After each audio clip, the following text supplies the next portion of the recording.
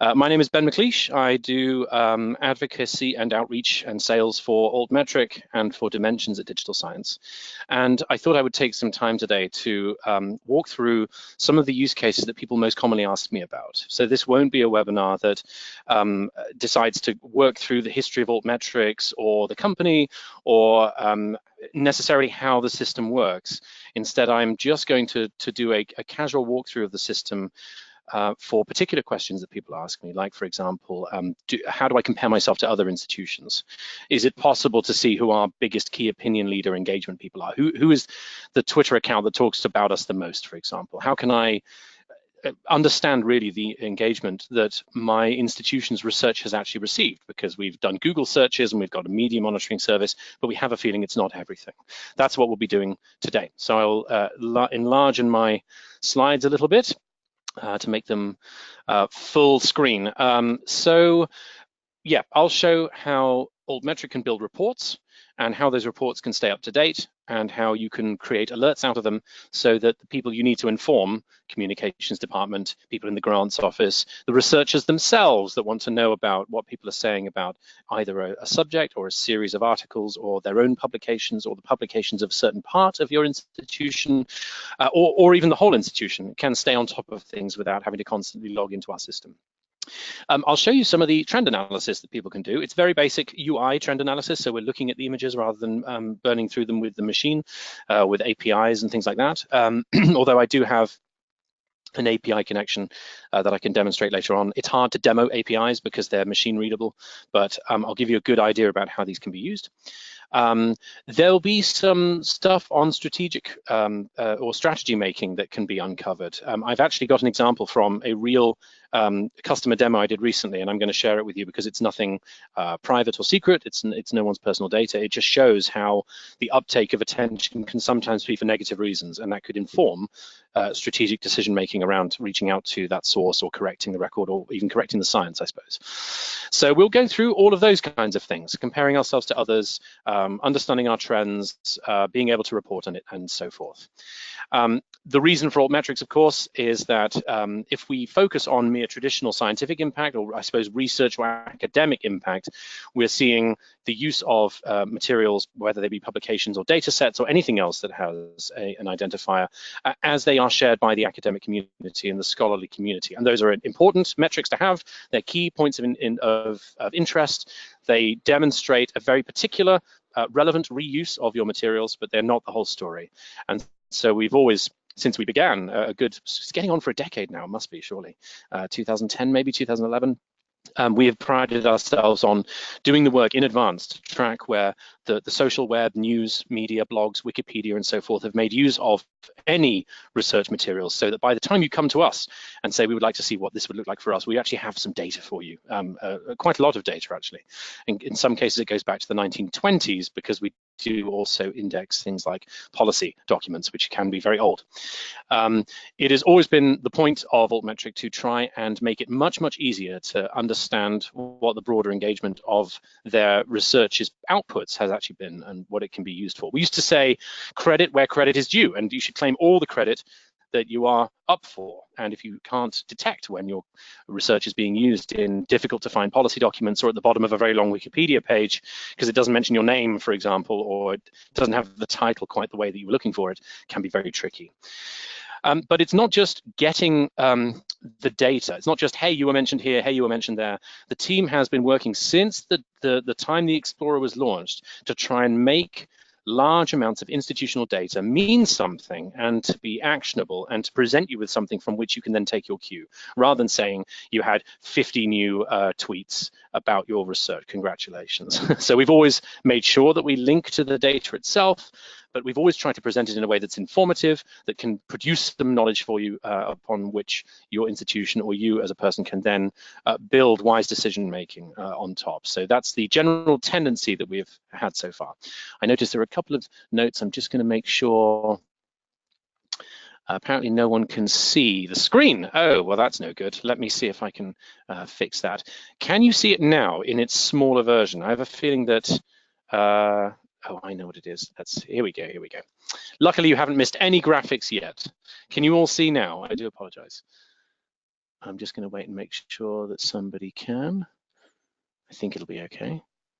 Yep, okay, looks like it now. Great stuff. Sorry about that. Luckily, you missed 2 very boring slides, so you're all good. So we've seen this attention accumulate in slow to medium to fast times. The slowest time, of course, of anything is citations, which are not deliberately counted in the Altmetric Explorer. So citations themselves within the academic community can take many years. But what we do see almost immediately, in line with either the press release or the publication itself, is that the social web wakes up to it right away. And news articles tend to pick that stuff up around the same time, mostly because they're in a sort of a battle for first person to break the news. They could be taking their cue from a press release. And then we gradually start seeing it being digested by the community. And so blogs start showing up because, of course, those take time to author. They can be the response to the way that the item has been covered. That's another one as well. And so gradually it sort of spirals out into then being reused in Wikipedia. It gets recommended on Faculty of 1,000. Perhaps it makes its way into a YouTube video, which requires for the video to be actually filmed and designed and edited and uploaded and so forth. If it then links to the research item in the description in the video, then that's where we detect it and so forth. So we see a very general trend anyway in the way that these things come about. Which is already quite useful. And they do come from places where researchers are sometimes simply not active. So the amount of times that we've been told, well, I don't really care about social media attention because I'm not on Facebook, I'm not on Twitter, I'm not on Google+, I don't use Reddit and so forth. But the users of the material are. And so it is important to see what that audience engagement actually is. And it's normally much higher than what they thought it was going to be. So we collect all of that for every individual article and, well, every single item that has a DOI or a PubMed ID or anything like that, which means that we have picked up an immense amount of data since we began. In the last year, we've picked up 38 million mentions of items. That comes in part from the fact that we have added new sources that we're tracking, which I'll show you later on now, some new stuff for the year. To over 2 million news mentions and something like, through our API, so the thing that serves those Altmetric badges onto the publisher site, or when our customers are using their sort of the back end of the system to sort of do bulk downloads so they can do offline data analysis, that gets something like 10 billion API requests a year. It goes up and up and up. It jumps up by multiple billions every year because it's just, our data is in so many places now. So there is an enormous amount of conversation going on out there. If this were a minor data set, I would agree with the people who detract from Altmetric saying that, oh, well, it's nice to have, you know, it's sort of a minor add-on. The amount of data out there speaks very much in the opposite direction, I think. If there's that much reuse, if there's that much conversation, this must not be ignored if you want to demonstrate to funders, to your own team, as an institution, to the board, that you are engaging with society, then this is the data for you. And we try and make it tell a story, obviously. We will be spending some time in the interface in a second, but we obviously don't just give you numbers. We will graphically show it along with demographic data to really try and give you a picture so it's something that can be easily and humanly readable. And to that end, we do use things like an Altmetric attention score. I only realized very recently when I was in Germany at a Altmetric sort of visualization event. It was about a 2.5-hour workshop, hands-on lab, that sort of, you know, how do you visualize these kinds of metrics? What's useful? It was only then that I realized that the score in the middle is not a metric in the traditional sense. It's part of the visualization. It's there to give you an idea that there is lots of buzz. It may as well be a stacked volume chart, you know, where you turn your volume up and the little green bars light up as they go up. It's a little bit like that. No one really takes any issue with their volume going up to 10 or 11 and what those divisions actually mean in terms, does it have anything to do with the hertz? Does it have anything to do with the wavelengths? No, it's just a measure of engagement. It is just an intensity number. And so you can get very high scores because of massive amounts of coverage on news, which would score valuably. Each news story can be worth about 8 points because you're dealing with an enormous audience. A prestige is in there, down all the way down to a tweet, which would be worth normally about 1 as well. And of course, there are rules within that gauge science communication and journalists higher on Twitter than people who are just members of the public, and it behaves differently when one account constantly shares lots of different research to another account that only ever shares the research from one particular publication, let's say Nature, for example, in which case it's more likely to be marketing than general attention. We do pick up both anyway, all the way down to, I don't know, a relatively new account that has shared cat videos and then one piece of research, probably on cats. So those are also counted differently as well. The mentions, that is, not the cat videos. So we do try and visualize them for you. And we do try and make it easy to identify, even within a very large data set, what is going on. Is there buzz somewhere? That's something you get straight from the score. Is it widely distributed? You get that from the donut itself, because each color represents the sphere in which it's getting attention. Red is news, yellow is blogs. And that actually goes all the way through to our Explorer, where everything is colored the same way. So you will find the tab for policy and the tab for news being either purple or red, respectively. So that we can do sort of some visualizations, so we can understand what things mean, how an article behaves to other articles from the same area, from the same age, a combination of those two, and what sort of audiences might be getting involved with this. And that's really some of the reason why we built this, so that we could allow for authors, researchers, department heads, whoever is using these data in whatever context they are, to allow for storytelling to be easy, to be accurate, to be something that can be proven with the actual data, in which examples can be easily sort of downloaded and included in a data set, so that other types of visualization can be made as well, because everything in our service can be easily downloaded, can be easily taken out via an API, or you could screenshot it if you wanted to do it that way as well. So I suppose it's time to pop over to Altmetric for institutions, the Explorer for institutions, as we call it. I'm going to awkwardly switch over here. I'm just going to double check quickly that everything is okay. Can you now see a massive list of research outputs with lots of different donuts? Can anybody confirm with that? And I believe I'm still sharing my screen. So yep, it's good, it's there. So when you first come into the Explorer, this would be for a typical university. If you've ever looked at our Explorer before, this is all new to you, because we actually launched this. We're actually properly launching it next week. There is a webinar that goes through what it is you're looking at here and explains why we did it, how it can be used. So I won't dwell too long on it, but you can see here straight away, rather than giving you what we used to do, which was just a list of every single publication for this particular organization or this particular university, which is what you would have seen here, and by high to low score. We're already breaking down some of the trends that you see in the attention here. So we can see, for example, that these items are these 23,000 items that I've dropped into here are actually all heavily affecting the policy sources, especially the Food and Agriculture Organization of the United Nations.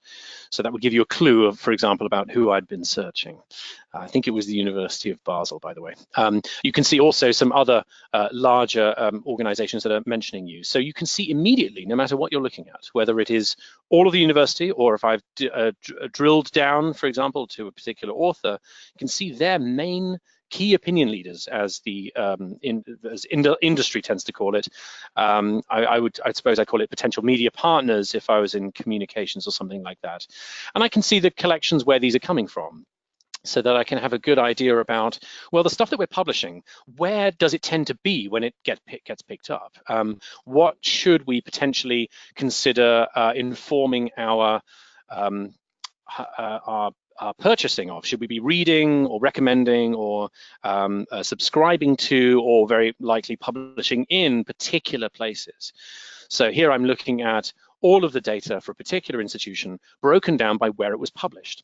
And I can order these in any way I want. I could just see, if I clicked on this item, where is, just in terms of raw numbers of times we were mentioned, where was that? Unsurprisingly, it's in Nature. It's not surprising that it's in PNAS and Science and PLOS One and The Lancet as well. These are major titles, of course. So they tend to do a very good job of getting mentioned on social media. They do a lot of the outreach that is required, I think, even of researchers these days. But if I wanted to see, for example, what are policymakers reading? If somebody is authoring policy, where are they getting their information from?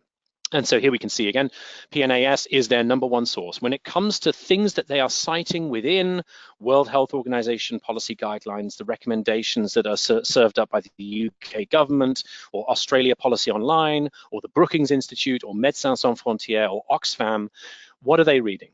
because here you can actually get a good sense of it. And so we can see, yes, actually to affect policy, or rather the policy people that are affecting a change using our research are reading our research in these places. So that gives you an interesting strategic advantage, I suppose, to at least know what the benefit of publishing in a certain place would be. Oh yes, we get good policy traction in one of these 20 journals. I would say that probably all of these are actually very, very good. Anything above 10, I would say, is a key place, especially as I'm only looking at, I've only uploaded a couple of items here, so only maybe 5 years worth of policy. So you get a good direction about where policy attention is coming from. Similarly, I could just see, well, what gets the most headlines? Again, PNAS, Nature and Science. So not surprisingly, also very good media outreach team. I can do that. How about Twitter mentions?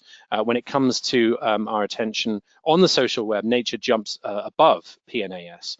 So this gives you a good idea about what people are reading, where good social traction exists, and so forth. You can do it with almost anything here, but I'm not going to run you through absolutely every single one. If I just, I'm just going to clear my search here quickly. If you, there we go. There we go. So if I'm back and looking at sort of my data as a full institution now, you will see that we're also breaking things down by large buckets. So you can see sort of social media attention versus things like news and blogs, or policy attention, or other sources. So you can see then, well, actually, about 74% of our attention as an institution comes from the social web. So we need to make sure that we are already and always curating those online profiles that are in our name, and making sure that we are making the best of it. We can see that Twitter obviously leads by lots of places, but Reddit is rather strong as well. We do have some historical data for Sina Weibo as well, which is the Chinese version of Twitter, and a few others. We can see the mentions broken down by each type, so we get a good sense of that. So where it's published, what's really getting good traction, what's the most recent attention as well. If God forbid you have an issue with a set of researchers or a researcher who find themselves being covered negatively because of, I don't know, fraud, or for image manipulation, or something else that could be to do with study design, you would want to be on top of that. You would want to make sure that you could see everything that was happening right now. And so we refresh this database at least, well, we refresh it once every 24 hours. So you will see items that are fairly recent, but you will also see automatically the latest 3 here. And we could jump into those to actually see those mentions in order. It sometimes takes a bit of a while to load. It didn't in this case, because it is loading 29,000 things in order. So the most recent item is this one, and we can see the timeline going backwards. So I can see sort of in which order things were talking about. So there's a correction here from 2013. There's a meta-analysis that is being talked about quite a lot. That seems to be dominating the recent coverage. We can see when it was. I could click on this to go and see that tweet itself. But of course, that's an enormous amount of stuff. And so you could actually use these filters up here to refine this down to anything you wanted. You could say, for example, I only want to see BBC News as an outlet, or its Facebook wall, or its Plus page. I only want to see the attention from that. Or I want attention not just from policy, but I want it from the Dutch Policy Office. I want just their items. I don't want to just see all policy. I'm looking for a very particular audience here, and I want to be able to save that audience so that I can then come back and see our attention for a particular time period, for items that were from a particular country, from very particular sources, even down to individual websites. I could just type news and have all news mentions. I could have all news stories if I wanted, or I could say I want the New York Times very specifically. I'll have to actually write the Times, because there is, of course, the Post as well. You could even go down, I'm not sure why you'd want to do this, but it can be done. If you were, for example, looking at the background of a particular Twitter profile to see what other data they're sharing, we of course will only ever show their tweets that are directly to do with research. You could go and type in my name, and my big stupid face shows up, and you can have a look at my own Twitter account as it relates to these items that we are looking at here. So in this view, we're looking at mentions of your institution. I could amend these to any month, any year, any day, and I can choose those as I want, or I could even say only show me items from Switzerland, for example. I could be that specific as well. And once I've done that and I'm happy with it, I can then drill down. So you can actually now begin to manage buckets of different types of attention. I want news and blogs for items that are 6 months old or newer, and I want them only from 6 European countries that I can choose. And then I want to save that and come back to it later because I'm pursuing a very particular tranche of our online attention. So you can do that kind of thing. You could export this as well, download it. If you find it to be very difficult to read in this way, then you can just download it and it jumps as a nice little mentions tab as well, which means that you really do get the links to where they actually are online, what it was, what its title was, which item of research it was about. This is the kind of data that would take years if you were going to go and put it together manually, because I've tried to do that before just for fun, to see how far can you get without our service. If I was after what's in terms of social attention, it's tremendously difficult. While we're looking at segmenting audiences, we also have made sure to provide as much demographic data as is possible to recognize within this world of GDPR and within the world of the sources we track, because for Twitter, it's quite easy. If users fill in their profile and that profile is not also private, then it's available via the Twitter API. We can get where their countries are from. In this case, you will see, I'm being very honest and showing you that 40% of them almost, we couldn't assign a country to or a location to because it's just simply not in their profiles. Conversely, if they do put it in and if they describe themselves as journalists, professors, doctors, scientists, that gets noted by our system, and we then also break them down on each details page for an article, so you can see the audiences self-described that you're getting into there as well. I could, if I wanted to, click on one of these. I'll do that in a minute once I've run through these maps. We track Facebook pages, so these are public pages. They don't tend to be a person unless that person's decided to turn themselves into a page. It's not their profiles that we're tracking. So these are by default open and public, and can also work out when they describe themselves. Again, quite a lot of the time they don't, but where they do, we do show it for you. So you can see a general idea about the audience. Same thing for news. The news stories we track are now in this place. They cover 43 countries, but we track thousands of them across 41 different languages, so a lot more than 40 countries, and break those down as well. So you can see again where you're affecting change, and the same thing with policy as well. So you can see the items that are interacting with you. And if I do click on this, like I promised I would, I come back to where we were before, but now it's scoped it to policy and to Switzerland. So I can see what's going on there. Now, I did promise, and we will try now, that you can also use this service not just to look at your own stuff, but I want to know what's our big competitor doing. If I'm Kaunas University, I want to know what Vilnius is doing. Where are they getting attention? What is it for? When was it? Are they on an upswing or a downswing?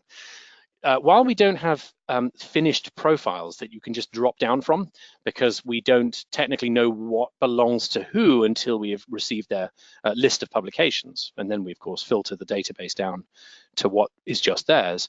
But I could, for example, go into this service, and instead of looking at just my institution on this side up here, I can switch over to the full Altmetric database.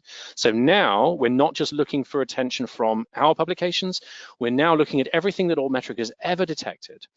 And if I wanted to, I would come in here and I would simply drop in up to 25,000 identifiers at once. So if you have a list of PubMed identifiers you got from PubMed that are associated with the University of Basel, for example, or if you had 25,000 identifiers, including, I suppose, ISBNs, REPECs, SSRNs, and DOIs that belong to Cambridge University and your Oxford University, you drop them in here and hit save, and then it would, what I'll do is I'll show, I've got one over here. It would appear as a saved search. And you can quite simply go and say, let's have a look. Basel, 5 years of publications. TU Eindhoven, I'll take them actually. I can then go and click on this and say, yep, those are my, I've renamed it to call it something recognizable, but these are 20,000 items that belong to Eindhoven. I am not from Eindhoven right now. I'm not in an Eindhoven style profile. I've simply asked the database to answer for me, where are things being talked about, what is getting traction, when, what research is it relating to. So I can see right now that PLOS ONE and JAMA and Nature have the strongest in terms of the publications that come from them. Interestingly, they're being picked up by some very, very specialist Twitter users as well. I can make sure now that my department or my Twitter social media managers are following these people. And that we're interacting sensibly with that. I can see the top outputs as well. I can see the items that have had the most attention over time. And if I click on one of these, it'll open up a details page for me and show me more of the details around it. In fact, it's on this summary view, once it loads up, that I would be able to see, for example, the demographics attention. Maybe I can force it. Sorry, I seem to have an issue with my Chrome. Let me try it again. So that you can sort of see that. Nope, not any luck with my home computer today, unfortunately. So I can then go and see straight away what's going on with there as well. So I want to know what the magic is that Eindhoven has managed to employ that shows me sort of where their main attention and audiences are and so forth. I can also decide to look at this in terms of a sort of a distribution style, so I can sort of see some of the demographic breakdown and the mentions over time. I could go and have a look at all of the outputs and see what's big. I can go and jump over to all of the highlights, for example. And at this point, I could then say, well, it would be nice to be able to see really everything from beginning to end. I want to see the trend of how Eindhoven's own publications have behaved over the time.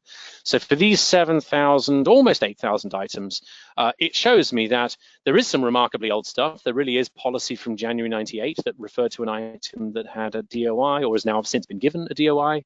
But I'm not terribly interested in the early years of the internet. I'm really interested from 2011 onwards. And so I simply drag this so that I can see what is up. So what is the strategy at TU Eindhoven? Well, they've got a couple of nice jumps, which means that something big broke in November, something big in May. May not have actually published in May, but certainly something in January 2014 as well. There are also other jumps up here as well. That's a major one, December 2016. That's interesting. It's similar to the end of the year there. December 2017, another big jump. Are they planning very large, impressive articles to be coming out at the end of the year when people are off from work and can read the social web more? That sounds like a crazy thing to say, but I will show you in a minute a view of the Explorer where you see all the attention, and there is a pattern. There is a pattern to the way people share research online. I'll see if you can spot it. I can also see how Eindhoven has been effective. So they've had 73 policy impacts. That's quite high for a technical university. Normally, anything that's medical or health or to do with climate change or biology or agriculture is immensely popular. So a general university tends to have a higher number than what Eindhoven has here. Admittedly, I've used 10 years, but Eindhoven's publications are also fairly low. If you were unsure about where to get these kinds of data, you will probably have a system like Scopus or Web of Science, or perhaps you're lucky enough to have the Digital Science Dimensions product, which can also give you an idea of the publications that are out there. So you get a good sense of how big or small a place is, and how many items 25,000 is for them. For Cambridge University, that is only a few years, whereas for Eindhoven, 10 years, I think clocked up to 20,000 publications. So in fact, confusingly, 19,999 is what I managed to get. So lower numbers doesn't mean anything, but where they have been super effective is in patents referring to publications. So Digital Science's Altmetric team now mines patent data from the European Patent Office, from the US Patent Office, from World Intellectual Property Organization, and from a load of others to machine read these inventions, claims of knowledge, to see whether they refer to research in it. So these patents may not have actually been filed by Eindhoven. In fact, they definitely weren't, because I know how many patents Eindhoven's filed, also from Dimensions. I know that there are more patents out there that are referring to Eindhoven's publications than patents authored by authors who are from Eindhoven. So in other words, there are other institutions around the world, probably corporations, that are reading the literature, including yours, and are then inventing based on it. And for things like Horizon 2020, the large EU budget, sort of, what it was, 70 billion for the last cycle, it's 100 billion this time around. One of their key things in the technological area, if you're a technical project funded winner, then you need to demonstrate what they call innovation actions. And innovation actions are, until now, almost entirely demonstrated by the number of patents that have been filed or that have made use of data. There are some other things as well, like the ability to produce market-facing products is another one as well. But I can see right away, if I click on this, there are interesting mentions for them, and I could even go and click on any bar. Oh, I've accidentally limited myself here. So you can then go and click on, I want to see the patent data. I want to see what is up with a particular item. And so I get a good sense there of as well of, what is it they're publishing?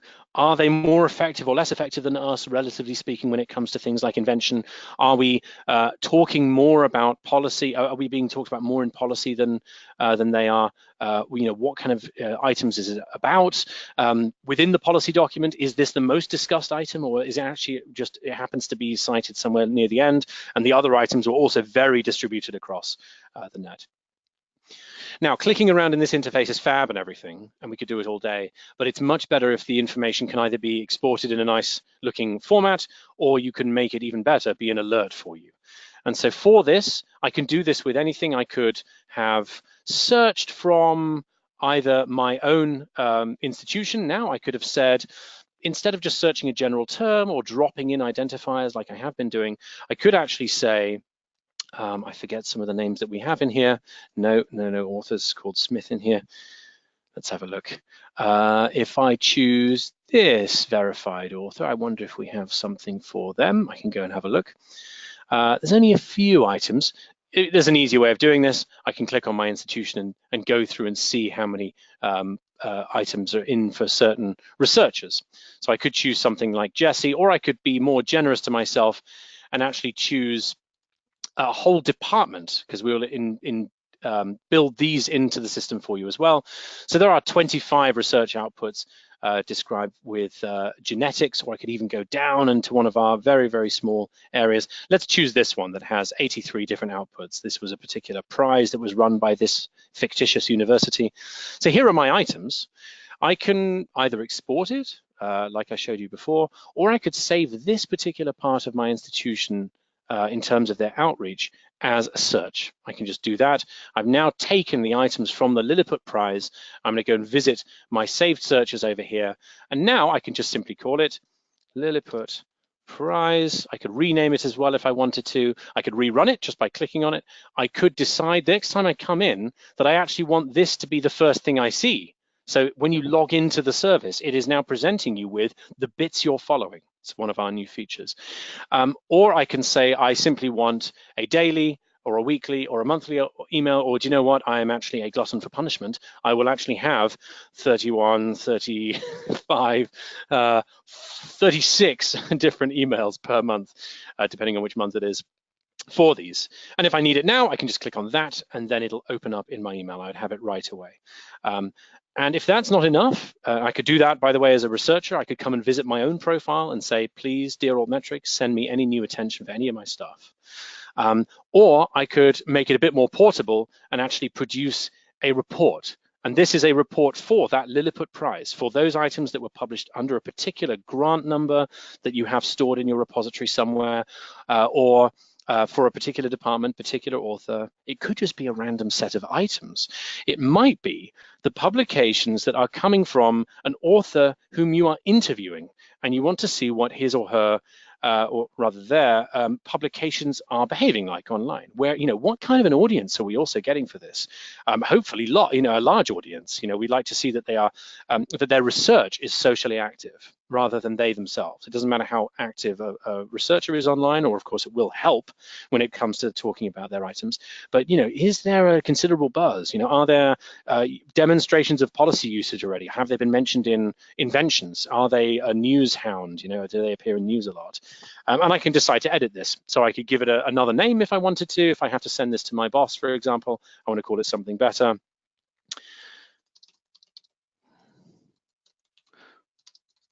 and I can just save that. I can decide whether I want a overview or whether I want the attention sources first. I can always add the overview in again at the end if I wanted to. I have various graphs I can manipulate, so I could say, well, let's have a demonstration of the patent mentions over the last previous calendar year. That's probably quite a good one. Yeah, there's no real pattern there, but it does show something. The larger the data set, I suppose, the easier it could be. I could add another chart if I wanted to. And in this case, I could say, well, actually just show me my news mentions for all time. That's a really nice view there as well. And then I could make this public. I could make it so that if I save these changes, I have now saved it in a way that allows for this hashed URL up here to be something that I can share with any of you. In fact, I'll drop it into the chat right now.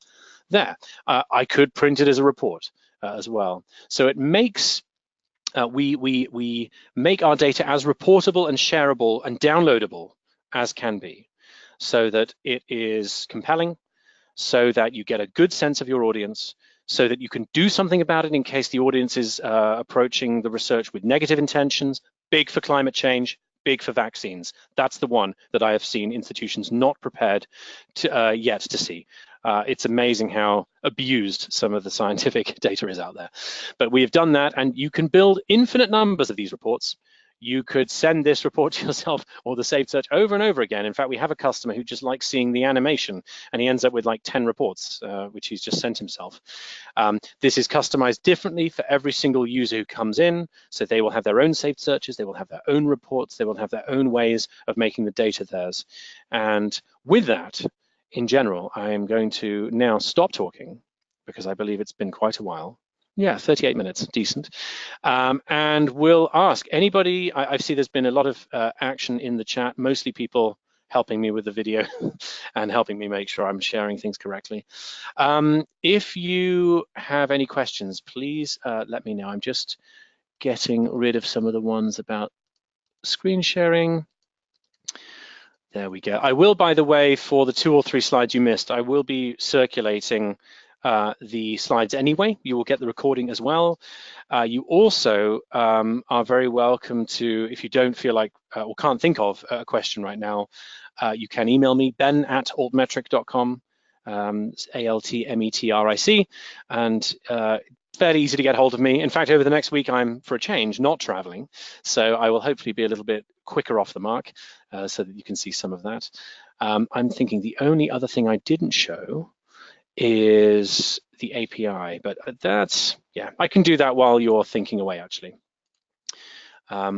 So let's have a look. I think everybody for now is okay. Yep. So one other thing as well, and it's almost identical really to the way that you could scope a particular search for something, is that you can also do that on a sort of machine level basis. So you can decide that I want to produce an API output, almost a machine feed of a particular department or institution or whatever. And to that end, I would simply drop over here. Let's say if I'm a computer scientist and I'm excellent at this kind of stuff, I could be Greg Parr, who has published 6 times. I could go and have a look at his items. Here are my items, I'm Greg Parr.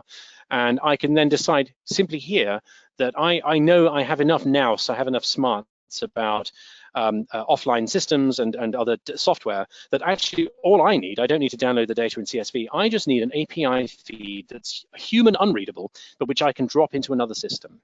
And that is then produced in a sort of way that is not terribly easy on the eye, but this is the output you would then copy and use as your output for items from this particular author at my institution.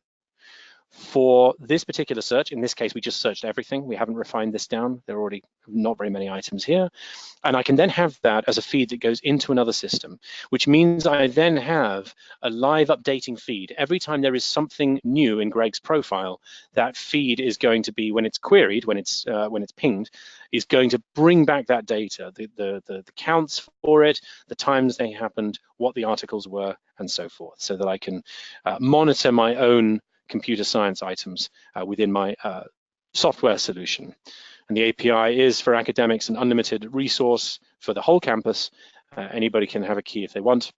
as long as they have an actual license with the Explorer, so that they can do that as well. We tend to make it something that has a lot of bandwidth. Another reason why it's used so much is because the license for it is actually fairly generous as well.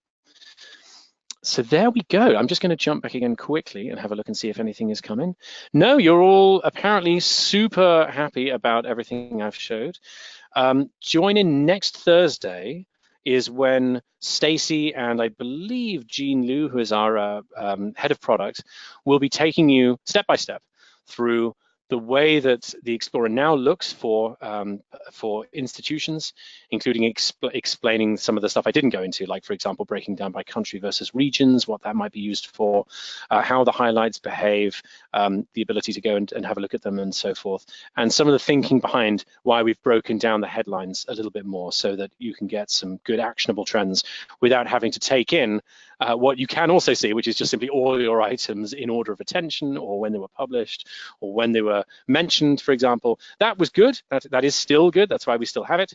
But the ability now to be able to see the idea of some of the larger footprints of your institution or a competing institution for whom you just did a search. And with that, I will close it out. I will check one more time for questions.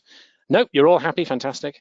In which case, thank you very much for joining me on this, a Thursday afternoon. I will limit it to well below an hour because I know what that can be like. We will be following up with the slides and with the recording, and we will see you on the road or by email or by phone, hopefully very soon. So I hope you have a good rest of the day. Thank you very much.